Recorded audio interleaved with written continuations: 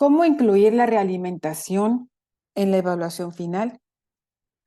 Debido a que los resultados de la evaluación final dan lugar a diversas consecuencias, es sobre lo que hay más prejuicios y por tanto en la que mayor cuidado debe de haber en la realimentación. Por ello, lo primero es romper con la idea de que esta evaluación marca el fin del proceso de aprendizaje. Esta idea errónea es la causa de que muchos descarten la realimentación al presentar los resultados o la limiten a comentarios superfluos y carentes de significado. Sin embargo, al igual que en cualquier proceso de evaluación, la comprensión y el análisis de los resultados es un paso valioso para seguir aprendiendo y por ello la realimentación tiene un papel protagónico que no debe de desdeñarse ni simplificarse. Al contrario, como muestra la tabla, los resultados de esta evaluación son fundamentales para seguir aprendiendo y cumplir con su función social. La realimentación en la evaluación final o sumativa. Y ante las preguntas clave, ¿a dónde tratabas de ir? ¿Cómo llegaste ahí? ¿Cómo se sabrá en qué medida se logró el aprendizaje? Evalúa el logro de los aprendizajes esperados, los razonamientos y representaciones mentales alcanzadas en relación con los aprendizajes esperados, las estrategias empleadas por los estudiantes para aprender y superar las dificultades o equívocos identificados en las evaluaciones de proceso. Eso es lo que se tendría que evaluar en la evaluación final. El logro de los aprendizajes, los razonamientos y las representaciones mentales que hicieron los alumnos y las estrategias que usaron los alumnos para superar las dificultades. Cuando se evalúa al final, se puede identificar lo que cada estudiante ha logrado aprender y en qué grado lo aprendió. Reconocer si cuenta con los conocimientos, habilidades y actitudes necesarias para continuar aprendiendo. Conocer la pertinencia de las estrategias didácticas en relación con los aprendizajes, dificultades y equívocos de los alumnos. Elaborar un juicio justo sustentado en evidencias de aprendizaje válidas y confiables. Contar con la información necesaria para la asignación de niveles de desempeño y calificaciones según proceda en cada nivel y grado educativos. La realimentación permite conocer los aprendizajes logrados por cada estudiante, exponer la distancia recorrida desde los saberes previos hasta los aprendizajes logrados, escuchar la valoración que tiene el estudiante en relación con sus logros, analizar con los alumnos las estrategias empleadas, su adecuación y pertinencia en relación con los aprendizajes esperados para conocer las razones de los resultados obtenidos. Elaborar de manera conjunta una ruta que permita mejorar el nivel de aprendizaje alcanzado.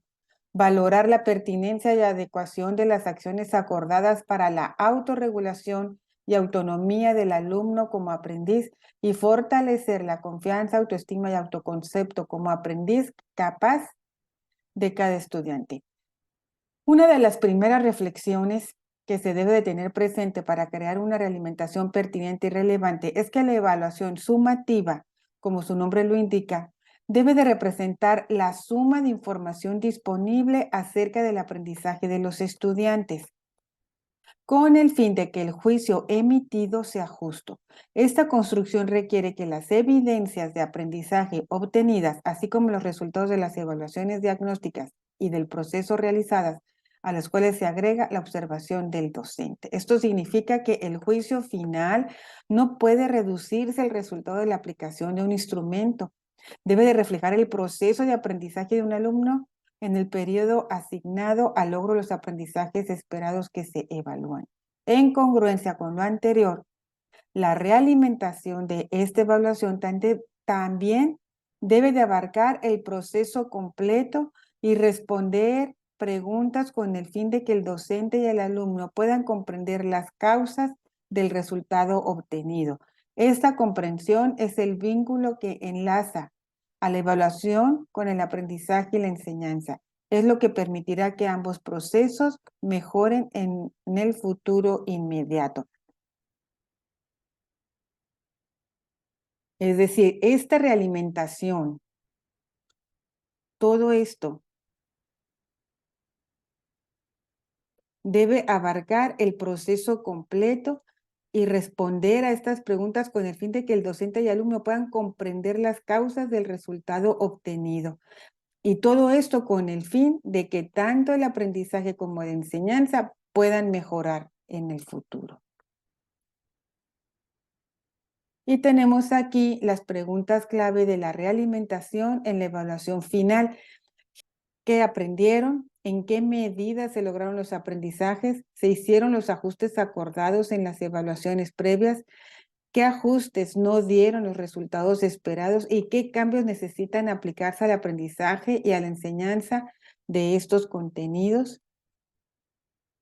Sin importar el nivel alcanzado por los estudiantes, hacer estas preguntas permite saber si las medidas relacionadas con la propuesta de actividades adoptadas durante el aprendizaje, la selección de contenidos, las estrategias de enseñanza y los acuerdos sobre cómo enfrentar los retos de aprendizaje dieron o no los resultados esperados. Entonces, hacer estas preguntas permite, por ejemplo, el docente tendría que fijarse, tener registros, hacer observaciones sobre la propuesta de actividades, la selección de los contenidos, las estrategias de enseñanza, los acuerdos sobre cómo enfrentar los retos de aprendizaje. De eso tendría que estar observando para saber si se obtuvieron los resultados esperados. Como en las realimentaciones previas, es importante no olvidar los contenidos básicos que cuiden la autoestima y la confianza de los estudiantes. En esta evaluación tiene una relevancia particular explicar la distancia recorrida entre los saberes previos y los alcanzados, pues es ahí donde el alumno puede apreciar con claridad el fruto de su esfuerzo, hacer un proceso de metacognición y con ello fortalecer su motivación como aprendiz capaz y exitoso. Es decir, vamos a promover la autoevaluación por medio de estas preguntas, donde el docente va a explicar lo que ya sabían con lo que acaban de aprender, para que el alumno reflexione sobre su propio aprendizaje y ahí es donde se inicia el proceso de metacognición. Sugerencias para preparar la evaluación sumativa o final y su realimentación. Neusan Martí y Pedro Ravela caracterizan las evaluaciones sumativas o finales que sirven para el aprendizaje, es decir, tienen un enfoque formativo. Cada una de estas características sirve para planear la realimentación necesaria, sobre todo si se comparte con los alumnos, con el fin de que ellos se concentren en cómo prepararse, que sepan qué y cómo estudiar. Características de la evaluación sumativa con enfoque formativo. Contiene tareas contextualizadas, es decir, situaciones auténticas. Esto es importante, que sean situaciones auténticas de la disciplina o de la vida cotidiana. Propone problemas complejos que implican la interrelación de conocimientos, habilidades, actitudes y valores diversos. Incorpora problemas diferentes de los analizados en clase para que los alumnos transfieran sus conocimientos a nuevas situaciones. Plantea tareas de evaluación congruentes con lo aprendido y tiene elegido el proceso cognitivo que se va a evaluar. Se evalúa a partir de criterios compartidos o establecidos conjuntamente con los estudiantes para que los conozcan y comprendan cabalmente. Permite que los alumnos reconozcan sus límites sobre las tareas que deben de afrontar o en su caso que los rebasan. Y se aplica cuando los alumnos han adquirido los aprendizajes necesarios para que sea oportuna y realizable. Bueno, son las características de la evaluación sumativa con enfoque formativo. O sea, no olvidemos que estamos hablando de la evaluación sumativa o final. Entonces, estas características debe de tener para que tenga un enfoque formativo. Que los alumnos conozcan o participen en la creación de los criterios de evaluación, que tengan claridad de cuáles serán los referentes o los aprendizajes a evaluar, así como la manera en que se valorarán el tipo de situaciones, procesos cognitivos relacionados. Es lo que permite generar la oportunidad de que los estudiantes reconozcan sus límites, fortalezas y dificultades de manera autónoma. Cuando esto sucede, el diálogo de la realimentación se va haciendo más específico y se centra en los problemas a resolver, pues los alumnos pueden identificarlos y en cada ocasión serán más capaces de proponer cambios en su propio aprendizaje y de autorregularse con mayor eficacia.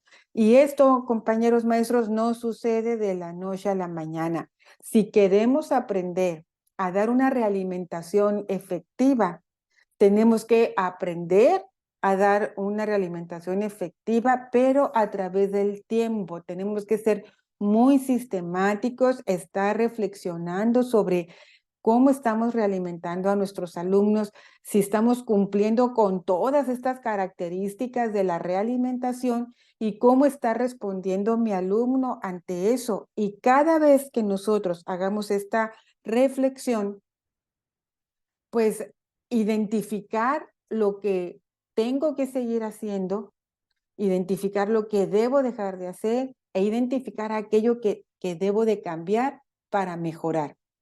De otra manera, si lo hacemos una vez y no nos resultó como nosotros quisiéramos y esto nos desanima y ya no lo volvemos a hacer, pues entonces estamos negándole a nuestros alumnos las oportunidades para continuar aprendiendo, la oportunidad para que desarrolle habilidades del pensamiento, como lo puede ser la metacognición y como puede ser también que el alumno se autorregule en su aprendizaje. Entonces, es responsabilidad del docente hacer esta realimentación, estos diálogos con nuestros alumnos y reflexionar sobre ellos para mejorar el proceso cada vez. 9. ¿Cómo orientar la realimentación en la autoevaluación y coevaluación? Las recomendaciones precedentes son aplicables a toda evaluación, pero vale la pena detenerse para tomar nota de qué es importante considerar. Aquí esto es importantísimo. ¿Qué es importante considerar para que las realimentaciones que están a cargo de los alumnos también contribuyan al logro de los aprendizajes y a que entre ellos se apoyen para mejorar cómo aprenden? Entonces aquí ya nos habla de la realimentación en la autoevaluación y coevaluación y nos presenta este diagrama que dice, ¿cuáles son los criterios para la evaluación? Compartir y verificar la comprensión de los criterios para evaluar e explicar la relación que tienen con el objeto de evaluación. Entonces, en este compartir y verificar la comprensión de los criterios para evaluar, el docente tendría que estar completamente seguro de que el alumno conoce esos criterios, sabe lo que le van a evaluar durante el transcurso de las actividades y lo tiene que comprender. Y eso es responsabilidad del docente. Explicar la relación que tienen con el objeto de evaluación, es decir, ok, aquí están estos criterios, con estas actividades vas a aprender esto o vamos a valorar esto, porque esto te va a llevar a aprender esta otra y ahí pues va implícito el aprendizaje esperado o el contenido que queremos que el niño aprenda. Entonces, hay que explicar esa relación entre lo que el niño va a hacer y el objeto de evaluación, lo que el niño va a aprender y cómo será evaluado. La otra pregunta es, ¿qué ambiente se necesita para llevar a cabo la realimentación? Es un ambiente de confianza y de respeto y recordar que hay distintos estilos de aprendizaje. Y en ese ambiente de confianza y respeto, pues se trata de que el niño tenga la confianza para expresar sus dudas, para expresar sus opiniones, para explicar lo que sabe o para, inclusive hasta para explicar las dudas que tiene. Si no generamos este ambiente de confianza y de respeto, pues muchas de estas expresiones no se darán a luz.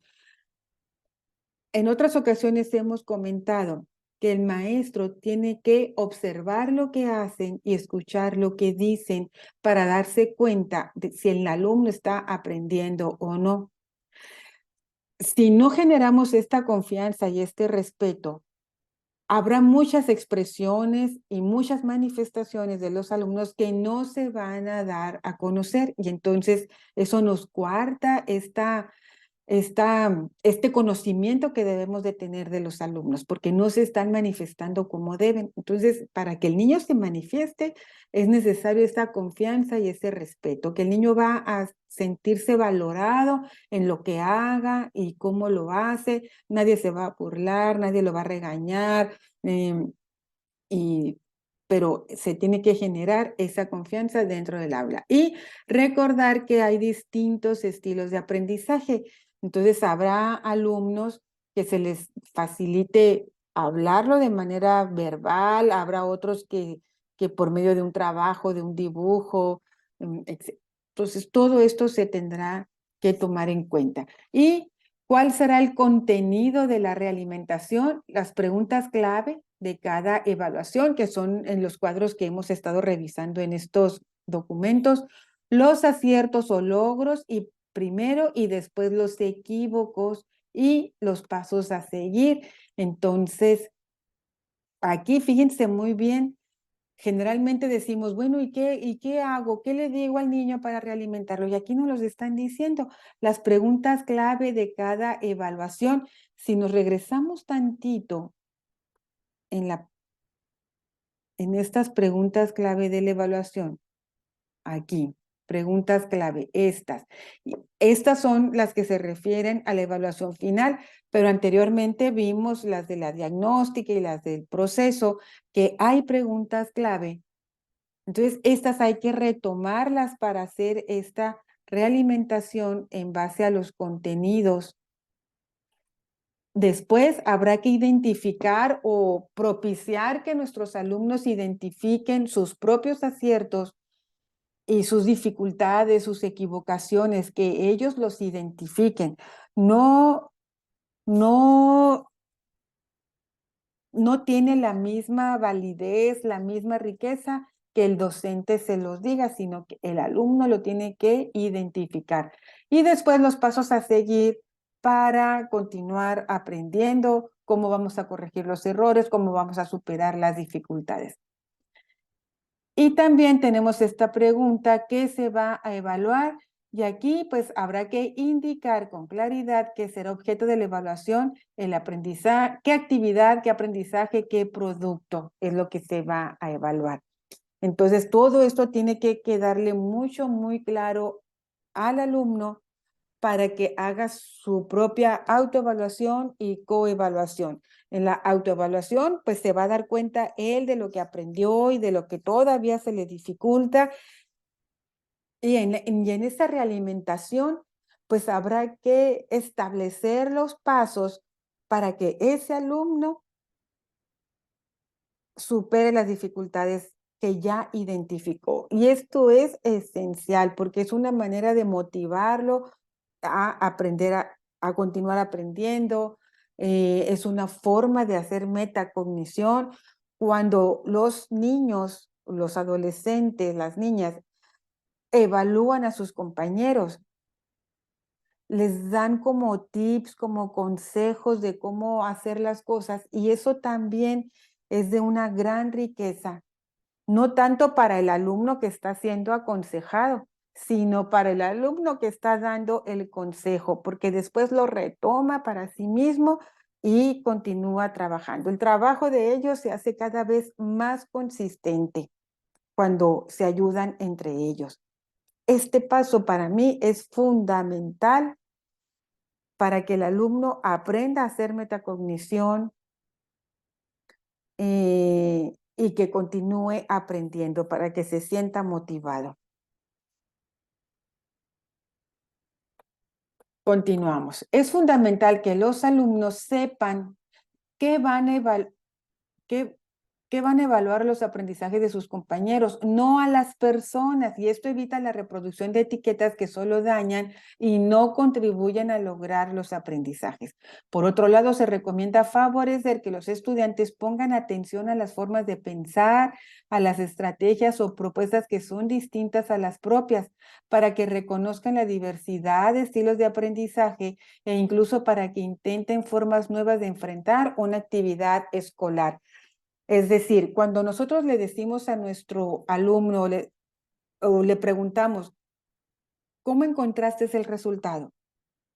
Y propiciar y darle el tiempo que necesite para explicar, que el niño argumente, que explique cómo encontró determinado resultado a determinado problema. Y propiciar, hacer que los otros compañeros lo escuchen, esto como que les amplía el panorama de estas diversas formas de enfrentar estas actividades escolares, de enfrentar los retos.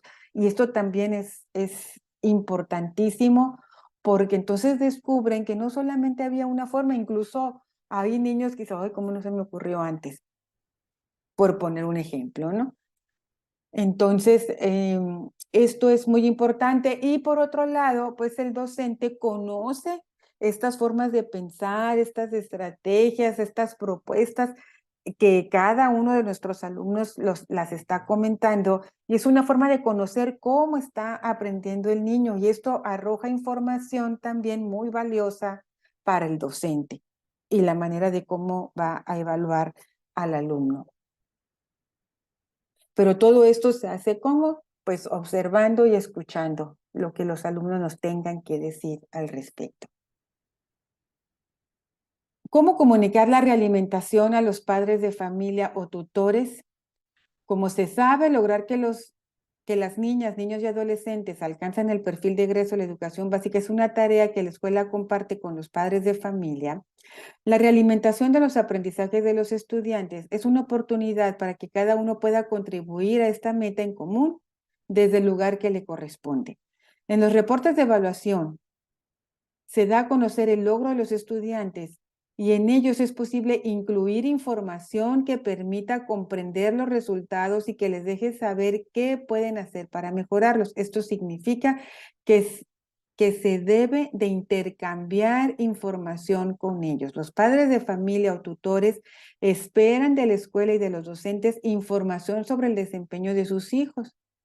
A algunos les parece suficiente tener esta información en los momentos asignados de manera oficial y otros consideran necesario estar enterados de lo que sucede durante el proceso. Es indudable que el interés y los tiempos de madres y padres de familia disponibles para estar al tanto del desempeño de sus hijos son variables. Por ello, corresponde hacer un uso eficiente de los canales y momentos disponibles para brindar y obtener la realimentación adecuada, así como involucrarlos en la mejora continua de los aprendizajes, dándoles la información y las orientaciones que les permitan brindar los apoyos necesarios en casa. ¿Qué quiere decir esto? Los padres de familia esperan que se les dé información sobre el desempeño de los alumnos, pero también tenemos que ser muy conscientes de que hay muchos padres de familia que trabajan, que tienen horarios complicados y entonces habrá que buscar ese tiempo que le favorezca al padre de familia, donde el padre de familia pueda tener esa disposición para escuchar lo que el maestro tiene que decir y poder brindar esa realimentación y que se involucren, ¿verdad?, en los aprendizajes de sus hijos y en las actividades escolares. Los contenidos de realimentación con los padres o tutores. Y aquí pues nos habla de qué les voy a hablar, de qué les puede hablar el docente. Dice, actores e información, los docentes, contenidos esenciales de la realimentación son los retos que implicados en los aprendizajes esperados en términos de conocimientos, habilidades, actitudes y valores, también la ruta general para su aprendizaje y los criterios para la evaluación, los progresos, fortalezas, dificultades y obstáculos detectados durante el aprendizaje, y los que permanecieron al final del periodo asignado para su logro. Es decir, habrá dificultades que sí se pueden superar, pero habrá dificultades que todavía permanezcan al final del periodo, entonces habrá que retomar eso también. El beneficio para el aprendizaje es cuando los padres conocen los retos de aprendizaje de sus hijos, pueden tomar decisiones que contribuyan a lograrlos. Cuando los padres reconocen fortalezas y dificultades de sus hijos, así como los acuerdos hechos con el docente, pueden verificar su cumplimiento y apoyarlos. Padres de familia, los contenidos esenciales, pues son los hábitos de estudio de sus hijos. Si hay un horario asignado para las tareas escolares, si cuentan con un espacio para realizarlas, si deben de combinar las tareas escolares con otras actividades y responsabilidades. Esto es fundamental. Aquí el docente tendría que conocer cuáles son las condiciones en las que vive el niño, que le impiden o que le favorezcan retomar estas tareas escolares cuando está en casa. Por eso es tan importante esta comunicación, la encuesta, qué hacen nuestros niños en la tarde. La vida de un niño es ir a la escuela. Si un niño no va a la escuela, entonces, ¿qué hace? Pero ciertamente hay niños que por su situación familiar, su situación económica, la dinámica familiar, pues también tienen otras responsabilidades. Bueno, ¿cuáles son esas responsabilidades y qué tiempo le estamos dando a estas tareas escolares? Si hay un horario, si hay un espacio en donde el niño pueda sentarse a hacer su tarea, etcétera. Todo eso influye en el aprendizaje de nuestros alumnos. También las posibilidades de apoyo en casa por parte de ellas, otros familiares o adultos para las tareas escolares. ¿Qué beneficios trae para el aprendizaje? Bueno, conocer las condiciones en casa relacionadas con el aprendizaje de los estudiantes permite tomar medidas plausibles y adecuadas para apoyarlos a lograr los aprendizajes. Y en conjunto, docentes y padres de familia, dice, los docentes pueden orientar o acordar con los padres de familia o tutores maneras para apoyar el desarrollo de conocimientos, habilidades, actitudes y valores de su vida cotidiana relacionados con los aprendizajes. Desarrollar hábitos de estudio en casa combinables con sus otras actividades y responsabilidades cuando sea adecuado. Fomentar actitudes positivas hacia el estudio y el aprendizaje. Identificar situaciones que puedan favorecer lo que deben de aprender. Incrementar la motivación para aprender y mejorar los aprendizajes. Cómo realimentar la práctica docente, y esto también es fundamental. La evaluación no solamente para mejorar los procesos de aprendizaje de nuestros alumnos, sino también cómo podemos mejorar a partir de ahí, cómo podemos mejorar el proceso de enseñanza del docente. Tenemos excelentes maestros por todo México a nivel nacional. Sin embargo, todas las prácticas educativas, todas las prácticas docentes se pueden mejorar. Siempre hay algo que mejorar. Lo importante aquí es reflexionar con una mirada crítica y autocrítica. Y tiene su dificultad aquí. Pero a ver, vamos a ver cómo nos dice, cómo podemos realimentar esta práctica docente. Los resultados de las evaluaciones en general proporcionan información sobre cómo enseñar y qué se puede hacer mejor. Sin embargo, cuando se aplica la evaluación con enfoque formativo, es decir, cuando se sabe que está articulada con el aprendizaje y la enseñanza, se incluye en la planeación y se da tiempo para recabar información durante la realimentación. De este modo, se puede usar para cambiar la manera en la que se enseña. Por experiencia se sabe que hay ajustes que se hacen en lo inmediato y a los que no es necesario dedicarles tiempo para la reflexión y sistematización. Por ejemplo, tras una evaluación diagnóstica o una actividad de recuperación de saberes previos, se revela que las estrategias elegidas no son adecuadas y se hace el cambio inmediatamente para adecuarlas a las necesidades de aprendizaje de los alumnos. Lo mismo sucede con las evaluaciones del proceso donde las necesidades de ajuste se hacen evidentes. Sin embargo, también conviene jerarquizar la información que se obtiene durante las evaluaciones y sus realimentaciones para reconocer qué se puede hacer mejor. De hecho, al preparar las realimentaciones para alumnos y padres de familia, se selecciona la información relevante para la práctica. Para organizar mejor esta información, guíese con las siguientes preguntas. ¿Cuáles fueron las situaciones didácticas más exitosas y cuáles fueron las difíciles? ¿Qué tan pertinentes resultaron los recursos y las actividades para el aprendizaje? ¿Las evidencias de aprendizaje me dan información significativa para el aprendizaje? ¿Los alumnos permanecieron motivados para aprender? ¿Qué explica las diferencias que hubo en el aprendizaje de los alumnos? ¿Hay alguna constante en las realimentaciones? ¿Cómo las puedo atender? Las respuestas a estas preguntas ayudan a ordenar lo que se puede recuperar de las evaluaciones para realimentar la práctica en los siguientes 3 aspectos. Bueno, ahorita los vamos a retomar, pero aquí quiero retomar algo. Dice, las evaluaciones del proceso donde las necesidades de ajuste se hacen evidentes. También conviene jerarquizar la información, esto es importante, que se obtiene durante las evaluaciones y las realimentaciones. Este jerarquizar la información es muy importante porque el docente continuamente está registrando observaciones, lo que el niño sabe, lo que el niño dice, lo que el niño hace, de aquel aprendizaje esperado por medio de las actividades de aprendizaje que le plantea la maestra. Si el docente hace estos registros los debe de volver a retomar, a revisar para jerarquizar esa información y a partir de ahí hacer las reflexiones para mejorar su propia enseñanza. No es tener, bueno, pasó esto y entonces hago esto.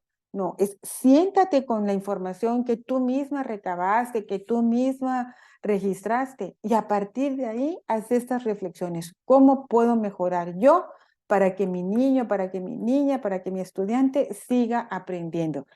Y estas son las preguntas que se pueden contestar en ese sentido. Y ahora sí, dice, las respuestas a estas preguntas ayudan a ordenar lo que se puede recuperar de las evaluaciones para realimentar la práctica en estos 3 aspectos. En las estrategias de enseñanza, en las estrategias de evaluación y en las estrategias de realimentación. Porque en estas, o sea, ¿cómo le estoy enseñando yo a mi niño? ¿Cómo lo estoy evaluando? ¿Y cómo lo estoy realimentando? Esas son las cosas que un docente tendría que estar mejorando continuamente, haciendo reflexión a partir de sus registros, a partir de cómo están aprendiendo sus alumnos. Entonces, en las estrategias de enseñanza, ¿cómo se realimenta? Se evalúa la pertinencia de los recursos y actividades y se evidencia si se debe innovar la manera en la que se abordan los aprendizajes. Cada ajuste es la puerta a la creación de una nueva oportunidad para aprender y para enseñar. En las estrategias de evaluación se reconoce si los instrumentos y los momentos de evaluación fueron adecuados porque se obtuvo información significativa sobre el aprendizaje. Eso impulsa a diseñar tareas cada vez más auténticas para obtener mejores evidencias de aprendizaje. Estrategias de realimentación, saber si los estudiantes continúan motivados, ratifica si se han cuidado los aspectos psicoemocionales, la seguridad, confianza, autoconcepto y autonomía, e impulsado los cognitivos, conocimientos, habilidades, actitudes y valores. La realimentación que cumple con su propósito fomenta que los estudiantes se sientan motivados a seguir aprendiendo y les brinda caminos personalizados o alternativos para lograr los aprendizajes esperados en todas las evaluaciones. Y este cuadro nos puede ayudar a nosotros como docentes a autoevaluarnos cómo lo estoy haciendo, qué me está faltando, qué puedo mejorar. Y si ya lo hago, bueno, ¿cómo lo puedo mejorar? Porque siempre podemos mejorar algo, pero necesitamos esa actitud, esa observación crítica, autocrítica, que es a veces tan complicada. Finalmente, los patrones Aquello que se repite en las realimentaciones permite saber si hay algo en el ejercicio profesional que no funciona o causa problemas, así como lo que generalmente da buenos resultados. Y esto, si hacemos autoevaluaciones verdaderamente conscientes, autocríticas, identificar estos patrones de lo que no funciona o de lo que da buenos resultados, esto es importantísimo, porque entonces yo como docente, bueno, a ver, este alumno inició así en el ciclo escolar y a mitad del camino se encuentra de esta manera, puedo observar que el niño avanzó, bueno, fueron buenos resultados. Yo como docente, ¿qué fue lo que hice para que mi alumno tenga estos buenos resultados? Y entonces identificar esas prácticas que fueron acertadas y que ayudaron al alumno a aprender.